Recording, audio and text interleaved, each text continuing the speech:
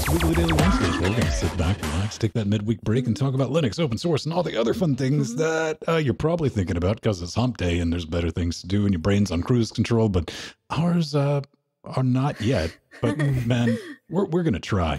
I'm Old Man Vin. That's Joe Bryant, and that is One Pedro Mateus, and Bia Powers combined with you and Shot Realm Dynamic. Also, yes, which I got to update that. That's not working. We form a bunch of Linux nerds. How about that? Huh? Yes. What are you going to do about that? What's going on, Jill? Oh, boy. So I just want to thank everyone in the Linux Gamecast and Linux Chick-fil-A communities who nominated me for the Red Hat Women in Open Source Award. I didn't make it to the finals, but I'm just so honored, again, to be nominated. That was, to me, the award in itself. And Red Hat actually sent me lots of goodies. Lots of swag, but special ones just for ladies. Oh, you got the participation prize. Oh, yeah. great. Well, yes, but they sent me a lot actually. Women in Open Source stickers and inspirational cards. So no, but they sent me actually lots of cool goodies, and it was nice to be contacted by them. So that was awesome. And just want to let everyone know that let him go, Joe. Let him go. Let him go. Let him go. Make sure to vote for one of the deserving finalists by February 25th. And you just do a search for Red Hat Women in Open Source, and you will find the link to go do that. There's lots of deserving women, and 2 of them are actually people I know. Talking about Smack. What's up in Britannia these days? Well, the cold is going away. Apparently, we're going to have some nice spring days ahead of us. But, well, over here, as we were doing the pre-show, I knocked one of the things off my glasses. So that's what I'm going to be doing after the show. I'm going to put this back on my glasses. I just want to say, ladies and gentlemen, next week when Pedro shows up with an eye patch, it's going to be neat. I intend to remove my glasses from my face first. Aw. I'm not saying I don't have that much faith in you. I'm just saying. I'm not, that brave. Do it on IRL. Do it on. I could give Pedro one of my eye patches. I have them. There you go. You could borrow one of mine. I have them. Preemptive, ladies and gentlemen. Not a whole lot. I'm still fighting that monster I'm calling 1810 because reasons. Yeah. I did. Pro tip: if you're like me and you don't want an experience from your distribution, you just want something that boots and you can put in everything else. Ubuntu desktop on Canonical. Put that in. Remove the Unity desktop or whatever it's called these days. I don't know, like James Gnome desktop. Well. I think it is like Ubuntu desktop is the package. It pulls everything out. Watch out, it'll try to snap back in, but you can boom, take that out back and do it. And that's working really well. Nice. So that might be something if you're old curmudgeon like me and you're just like, I just need Windows, but I don't want to just run, a window manager. I want a desktop manager because I'm not that bright. Anyway. That's the thing. Go check it out. Speaking of Canonical, though, 1804.2. Yeah, speaking of Ubuntu. So Ubuntu, 18.04.2 has been released with several important upgrades. And it ships with Ubuntu 18.10 Cosmic Cuttlefish's graphics stack and the 4.18 Linux kernel. So we will get a new kernel and updated Xserver, Wayland, and Mesa drivers. And it also includes 10-year support cycle for Ubuntu 18.04 till 2028. That's really, really cool. That's a first. And like we talked about last week, it was postponed a week due to a boot bug. So that was a good thing. A boot bug that the fix introduced a very significant regression where if you had Intel graphics, it just wouldn't boot. And so kudos, Canonical. At least you got it fixed at some point. This, of course, it's an update that also applies to anything that's based on Ubuntu 18.04. So like your elementaries and your KDE neons. If you want a newer kernel and a newer version of Mesa on those, no need to upgrade to 18.10. You can stick around with 18.04.2 and make sure to enable the hardware enablement thing that lets you get newer kernels as they come out and newer versions of Mesa and a couple of other things. So, yeah. That's right, kids. If it's not broke, try to fix it. Yeah. That's the fun of it. This is the fun of it, not necessarily with an LTS. 1804 is solid. I like it. It's got a lot of things going for it. I was reading through this and I'm like, all of these have been battle tested with 1810. It's like doubt. Anyway, it's good to see, and yeah, stick with the LTS if you can, or maybe go try like the adventurous new hotness. Isn't 1904? Yeah, the 1904 is in beta. It's on the X230. I've been kicking away at the tires, and whenever I run into a bug, I go look at it. It's like, oh, look, someone else ran into this one before I did. Cool.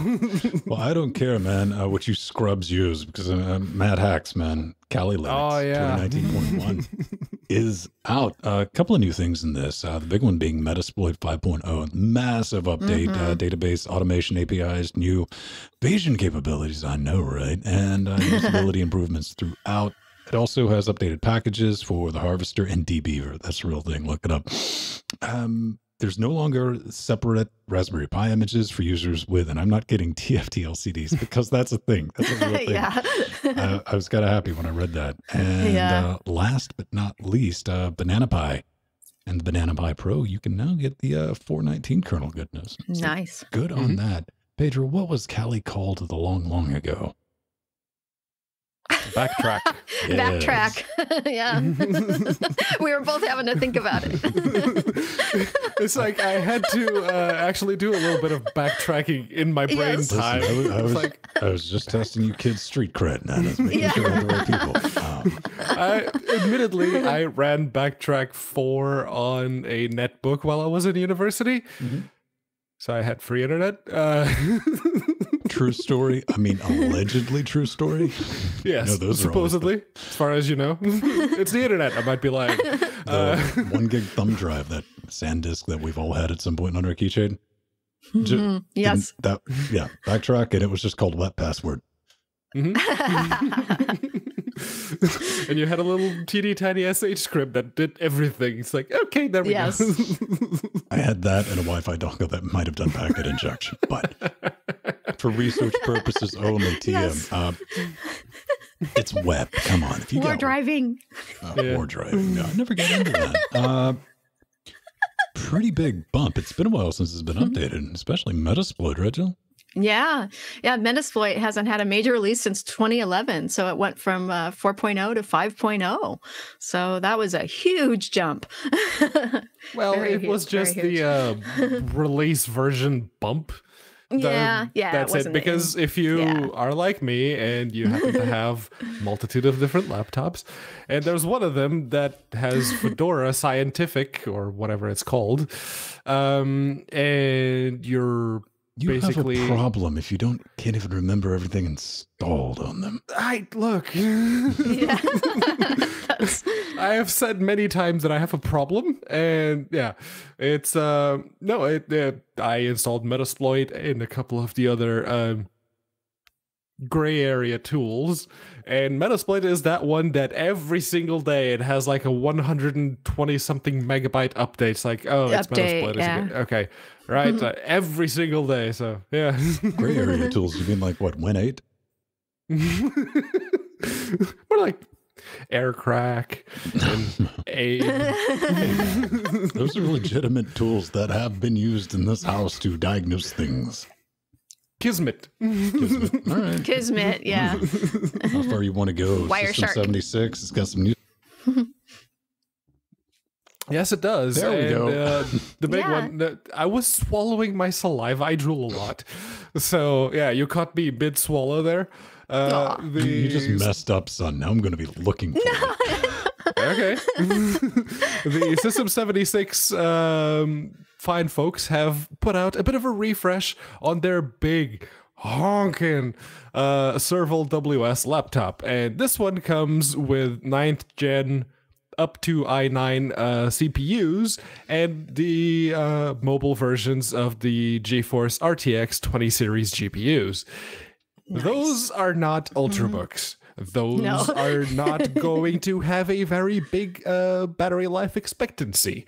Those are desktop replacements in the truest sense of the word. It's like, do you really need the graphical performance and the processor performance? Chances are you're probably looking at one of these to take with you to university and let it sit on your desk in your dorm most of the time.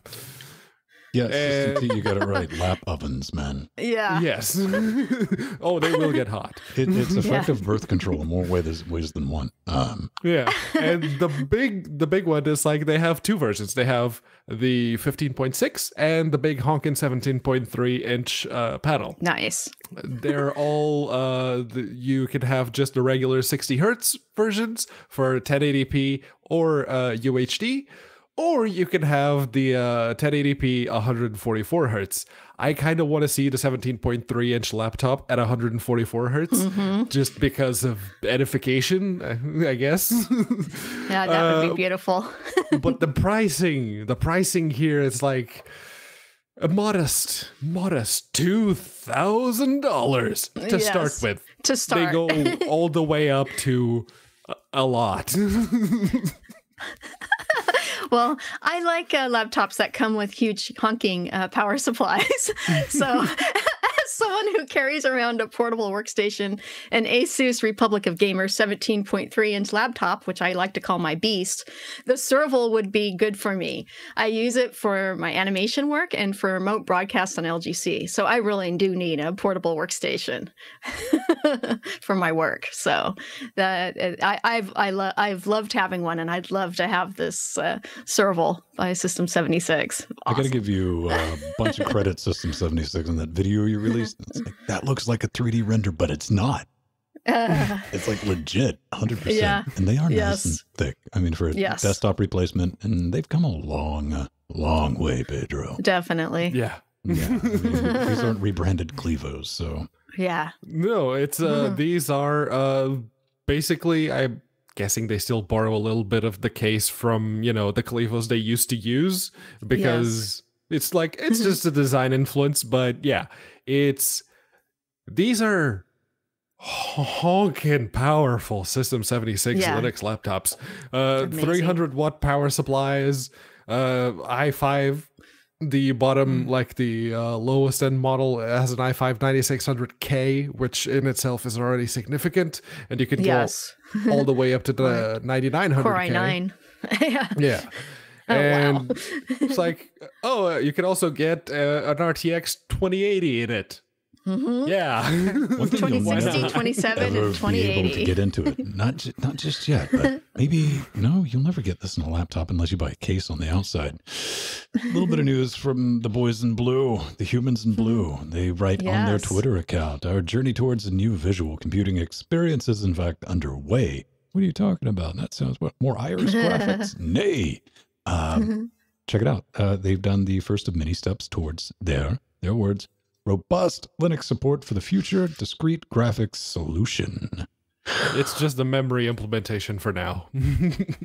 You are the least positive person I know. And that's coming from me. Look, so what are we talking about? What are we talking about? What it is kind of came out and it was posted. It's a little bit of code to introduce the concept of the different memory regions and a simple English old man buddy allocator to manage them. It's going to be interesting to see. I mean, not just this little bit right here, but Intel's take at a discrete GPU kind of from the ground up. I'm like, how are we going to do this? We're not dealing with, we don't have to maintain, their drivers don't have to maintain compatibility with anything. Yeah, that's going to be a little freeing. And, we got Raja over there and other people. Yeah. Well, a couple of more people that they poached from AMD, and it's Intel. Didn't see getting they got India, not the country, but India Systems. Anita Systems. So that's going to be India Systems. Someone bike suggest that, please.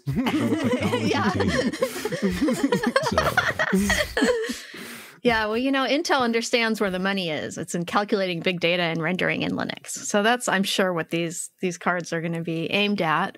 Although they'll probably be wonderful for gaming as well. And, better and more efficient memory calculation is really the future of GPUs. I've actually been seeing a lot of talks about that recently. And it's equivalent to what, just as multi-core processing was for CPUs.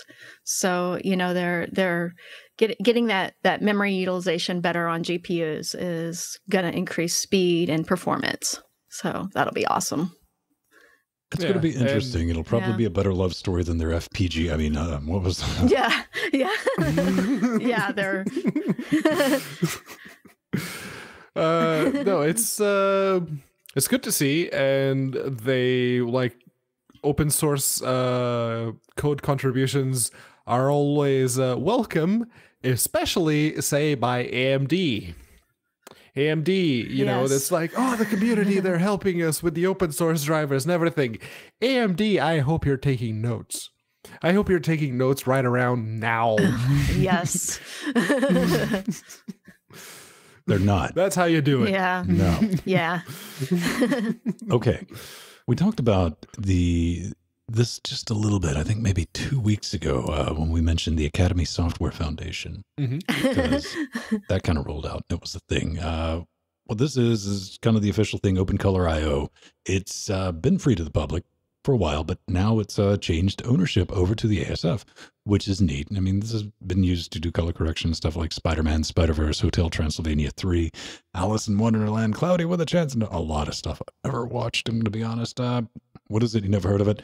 Color Management Framework for Visual Effects and Animation. It's color correction. And this is really neat. I mean, this is a project, like, but it's been around forever. Yes, but getting all this together and just getting a good steward, I think, is really neat. You might have played with it because OpenColor.io is natively supported in Blender. And I mean, along with a gang of professional video editors and stuff like that. But Blender is something you can try at home, or you might have experience with. And OpenEXR is another thing that's going to be up on the list for them. Yeah. Yeah. And, this is exactly why the ASWF was formed, to help unify, advance, and help with software licensing for open source software in the TV and the film industry. And actually, OpenColor.io is the animation and visual effects equivalent to the Adobe and the Pantone color management systems for digital photography, printing, and paints, et cetera, et cetera. And it supports all the popular Foundry software used in the industry, including Nuke, Modo, Katana, and Mari animation and visual effects software, many of which I use and teach. And I love Modo. And you can even download, free trials of those as well. And they're honestly inexpensive to purchase. And all the Foundry animation software and most of the other industry standards used in the film industry is run and rendered in CentOS, RHEL Linux, and they also support Ubuntu as well. So most of the animation houses that I know that use Foundry software are rendering under Linux and creating content under Linux. So this is just really awesome. It's expanding the ASWF influence. It's really cool. This is just a trend that I happen to like. I have absolutely nothing negative to say. Can we have more of this, please? Yes. That's it. Yes. That's all I got. More of this. I think if I give you like another 20 seconds, you'll come up with something. I got faith in you, man. No. This is just positive. So yeah. Yeah. Spiders, man. Spiders. Yes. I like spiders. It's a really cool project, man. Maybe I'll be able to work something and make Jordan slightly less red. I don't know. Oh, there you go. That could be a thing. I love playing with audio, and that's a lie, but I get to play with a lot of audio thanks to every one of you. Yes. Kind of know what I'm talking about. I'm like dangerously close to knowing what I'm talking about. But one thing, this is a question that I've seen brought up, especially on like Reddit forums and stuff like that. And I don't know why. I guess this is something people want to do, but they want to do like voice modulation, things like that under Linux. They're like, but I had a voice transmogrifier on Windows to do this. And it's like, all right, I guess that's the thing. Not really something easily done with like Pulse. Not really. It's something you Yeah. can do with Jack, with like VST Yeah. plugin or anything. Some of the, which not terribly hard, but we were talking about earlier. Is like I say, Jack's not hard to set up. It's really not, but to get it tuned in, yeah. When I'm sitting here, like drawing out equations to figure out my buffer frames and stuff like that. This is something we talked about a minute ago, Pedro, and it's made quite a bit of progress. Oh yeah, no, that minute was almost a year ago, but yeah, it's PulseEffects. It at the time it was very simple, very bare bones, and it would let you basically it would create a virtual sync that you could then feed to your output devices if you wanted to hear like the loop back of the effects and what they were doing to your voice. But it would actually let you. It would give you a graphical equalizer for all of your audio devices. And now, because that's one of the things that people asked for and they didn't originally do, is it can remember audio syncs and audio devices, and whenever you plug one in or you start broadcasting audio to that particular sync or device, it automatically reapplies the settings. That's awesome. Yes. That's actually awesome, especially if you're like Ven and you have tons of different audio devices and tons of different syncs going on at once, and you just want to plug it in and it'll go, ooh, I know what that is. Bloop. Settings done. That's what it says on the tin. Yeah. I think it's really neat. That's what they claim. Well, I mean, limiter, compressor, reverb, all that fun stuff. EQ for Pulse Audio. Yeah. That's good. I Yeah. like that idea. I mean, if you think about it, you're like, what's this really like? Like a Jack comparison would be what you would get by installing like CAF Studio tools in Jack and using those LV2 plugins. But this looks easy enough to use too. Even one thing that I noticed, if this is a war that you will fight more often than not, is disabling auto gain. And it looks like that's kind of a thing that's going to give you a one-click solution for. I haven't tested it though. That would be very nice if it actually worked. I'll have to test it. Yeah. I noticed that in there and I was like, nice. You don't have to put the flag in the config if it works. So the only thing I want everyone to keep in mind is you will learn how finicky audio, the plugins for processing are with CPU. You're like, really? Get ready to say that a lot. Okay. Jill. Yes. We've told more than a fair share of people to get off our lawns while we were yelling at clouds uphill both ways. Yes. Aw. Well, this definitely, this is an awesome article. These are the earliest Linux distros, the ones who started it all before our mainstream distros we all know and love came to being. And the first one, starting back in 1992, have the first known distro-like tools to get access to Linux were released by H.J. Liu on two 5 1/4 floppy disks. H.J. Liu, or Linux 0.12, consisted of a boot disk and a root disk. And to install it on a hard drive, you had to edit the master boot record with a hex editor, hard mode. And I remember doing that with programs before, yes. And there's also, YGG Drassel, which was the first live Yggdrasil. CD. Yeah, Yggdrasil. I never knew how to pronounce it. So. But I remember I still have a copy of that. And then one of my favorites was Tamu Linux. It was the first Linux distribution to include the X Windows system instead of text-based, and was developed in May 1992 by the Texas A&M Unix and Linux Users Group. And I actually still have my copy of Tamu Linux on floppies that I downloaded from my brother's BBS. Because back in the day, lots of the early Linux distros could be found on BBSs, including Linus Torvalds' first prototypes of Linux. I actually remember seeing those on the BBSs. So that was really, really cool. And I'm glad you brought up Yggdrasil, because they were basically, even all the way back then, implementing the Ubuntu and Wine philosophies, because it gave you compatibility. Throw it at the wall and see what sticks. Yeah. No, it gave you like a very easy installer to actually get it up and running directly on your hardware. It gave you a live CD of sorts. It was very limited. And it gave you the full or almost complete MS-DOS CD-ROM compatibility, binary compatibility with MS-DOS CD-ROMs. So cool. It's like, oh, so now you can just run basically whatever. Huh. Yeah. I remember Windows. What was it, Windows? Then it became Linspire. Yes. Yes. Lindos. Linspire. The 90s were an interesting time for Linux. Between, I want to say, 94, 95 until right to 2000. It was truly Wild West mode. And we saw some really interesting things. And it's kind of stabilized. I mean, you get your like beginner Linux like Arch now. And you get your enterprise stuff like Fedora and Susie. And all right, it's come a long way. And now anybody can install it. Yeah. Right? It's awesome. Yeah. Awesome. And hey, maybe you want to be super cool like that and you want to play your video games on a server class operating system and still being like a next button clicker. You're like, no, I'm an expert. Be a true hipster. Get good. Like us. No. You can come check our nonsense out on Saturday when we do that. Speaking of our nonsense, if you want to support this, we don't do ads. All we ask is like, hey, man, I kind of like the show. Maybe I'll kick you $1 a week. You can do that at patreon.com/Linux Gamecast. That's a thing. We got Amazon links. We got a wish list, which is very dangerous. Make sure you include a note on there, which I will be forced against my better judgment to read on the show. Humble Bitcoin. You name it. We got it. We're kind of like that. It's better than this episode is brought to you by, I don't know. Who are we going to do this week? Harry Shave Club. Yeah. Probably going to get in trouble. Yes, like Harry's like, don't read them. It's like, we're not paying you. You shut up. Harry's Club helped me design my website.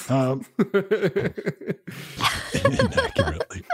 Yeah. Thank you for making this possible. But one thing we do get to do is we get to slap your name in the credits. And Jill, who do we have this week? Yeah, we have 2 new wonderful executive producers, a MacGeek, otherwise known as Justin, in chat, and Haplo. Thank you so much. They just went all out and went to the top. That was awesome.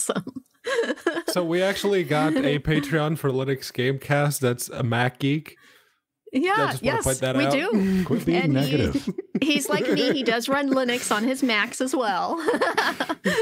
So we do have merch up through a couple things. We have die-cut stickers now. Ooh. That's possible. Yes, we got the Hell awesome. Elks, and we got the one chair, also available in T-shirt form for the Hell Elks. If that's like, I like the idea of, Chi and Linda posted in Discord. Come hang out with us in Discord. There's the link with your Patreon thing.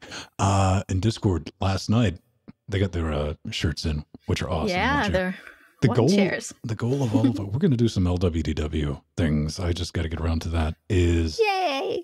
The design philosophy is to put something that would raise too many questions for a person to bother asking you about it. Mm-hmm. And we're like, you know what? It's like, why are you wearing a T-shirt with a lawn chair? Yeah. Yes. Then you get covered in mayonnaise. Oh, yeah. The mayonnaise is awesome too. All right. Whoa. I was going to say, let's go get ready for a slice of pie where we're going to talk about anything that's embedded and tiny and has voltage running through it. So I don't have a picture lined up, but you're listening on audio. Close your eyes. Don't look. Yep. Look at that awesome picture that I totally have lined up. Yes. Oh, look, it's a pop-up. Hi, Tom. Yeah. Yes. So, first one up comes from, Tom's Hardware. And one of the editors decided, there's a Windows 10 thing for Raspberry Pi. I'm going to install it and I'm going to run it. And he did not have a good experience.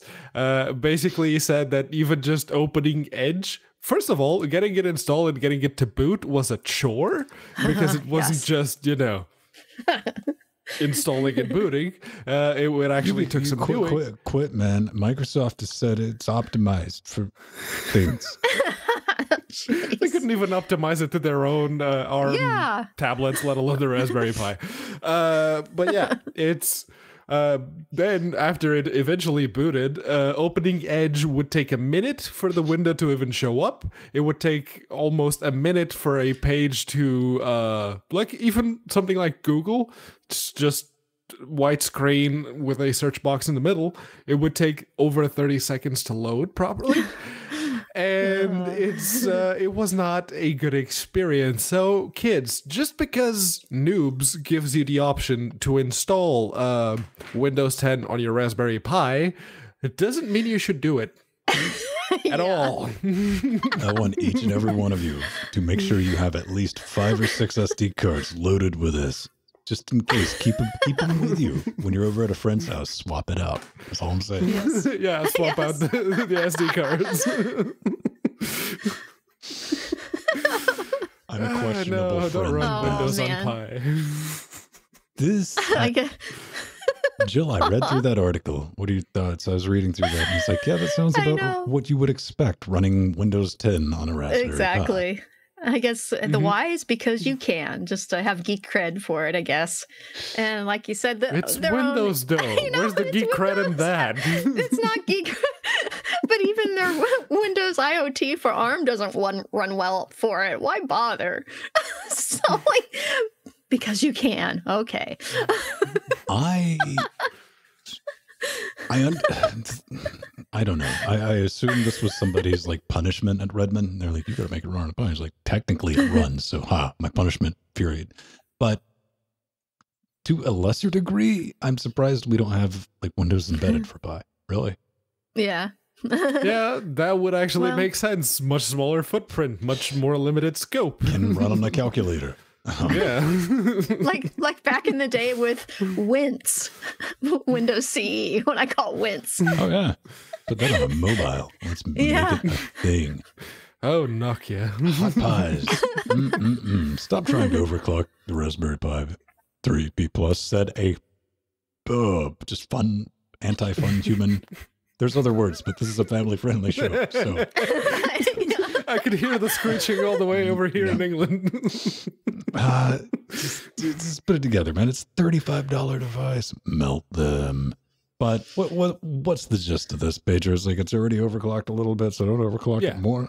What? Yeah, it comes out of the factory. That particular ARM64 chip comes out of the factory already overclocked a little bit. And it does do like power saving and energy like temperature throttling. If you hit a certain temperature, it clocks back down, and if it's idle, it actually lowers the clock significantly. So basically, the author here is doing a very poor job of telling people, you don't need to overclock your Pi, but if you do, and then he like explains exactly what you should do if you want to overclock your Pi. You need a proper cooling solution, get a properly cooled case with one of those teeny tiny little noisy fans that I have on the Steam box as well.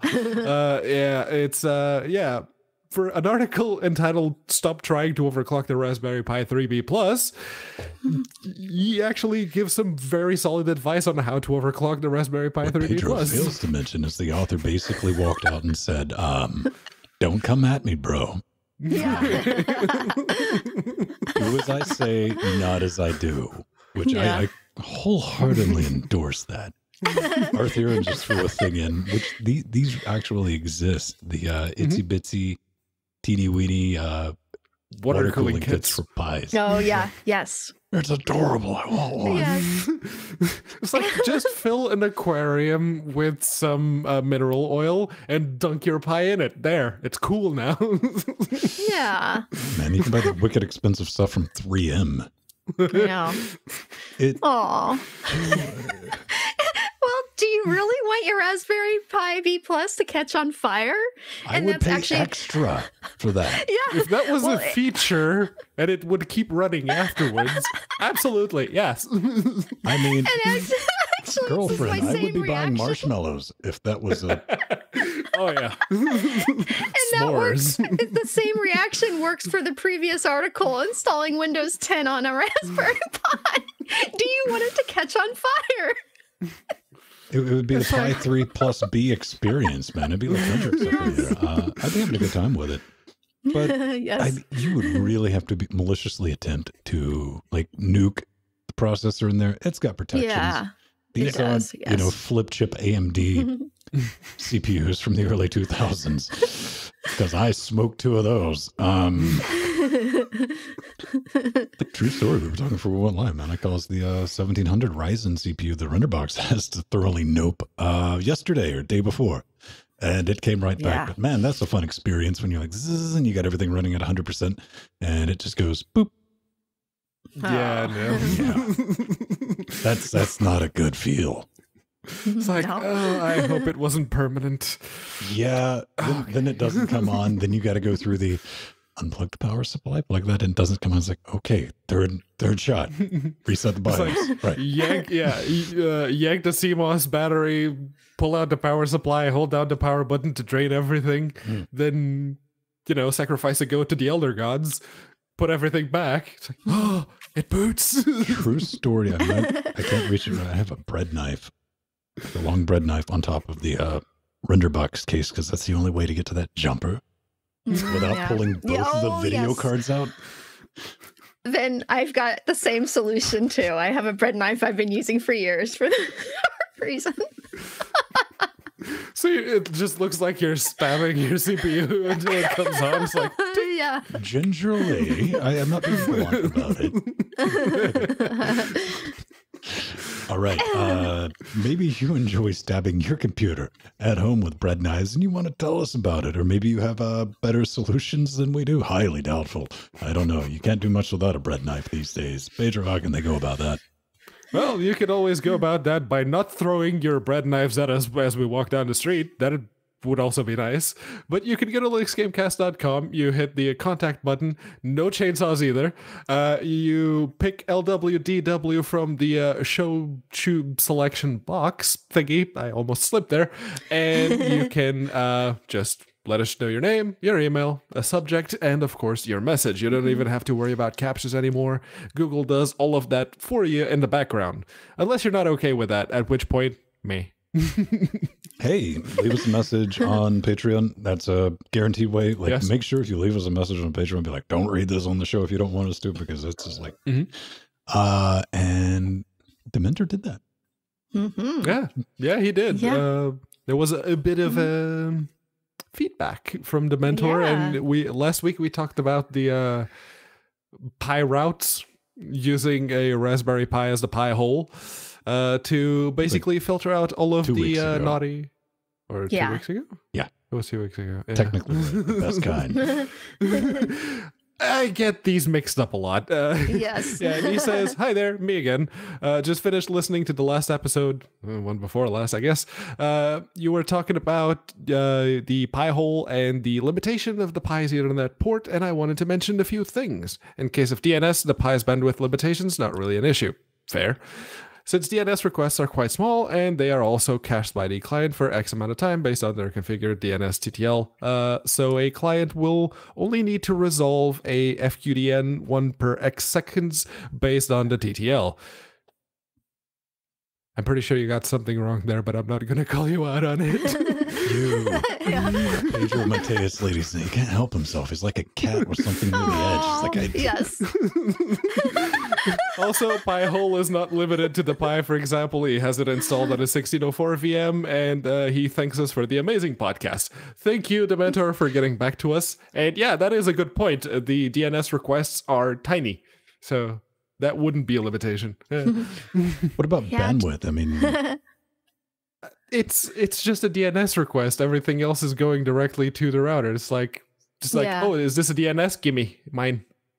And then everything else goes to the router. Yeah. What if I got like 9 DNS? And then I have to ask you, when exactly did you start working for Google, Ven?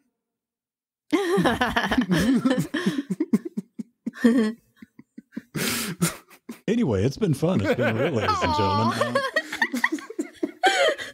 Shut up. We're going to get out of here because we're not going to beat that at the end of the day. Thanks everybody for joining us live. We're going to roll some credits. They're going to be the wrong credits, but we still love you. And They're credits. They have your name on it. Yes. This is true. Yay! Whoa, and they're little Do you even Linux? Resolution is slightly off. little bit. Yay. Yeah, good enough. Yay! Flawless victory. Oh, okay. Thank you to all our executive producers and our producers and our new executive producers. Awesome. Haplo and MacGeek, thank you so much again. Yes. We have so wonder maybe many. if I have the lung capacity to pull that off one day. You probably do, Ben. You're good at that. Well, that's my strategy lung for outtalking capacity. Pedro and Jordan. I just keep going, and they eventually wear the little Yeah. critters out, and they can see Pedro's like, no, I don't want to fight this battle right now. Yeah, I bet Ben could read all the credits fast. I I tried. smoked cigarettes for 12 years and I Oh, only sweetheart, I smoked non-filtered cigarettes for a decade and a half. Get back to me. quit. Yes. There goes Frank. Francophile. That's right. Yeah. Rocket-powered Frank. Yes. Frank's gone back to his planet. Frank Rocket. It's a new snack. Why is it sold next to the fertilizer? Reasons. Buy it. It's delicious. Aw. We love you.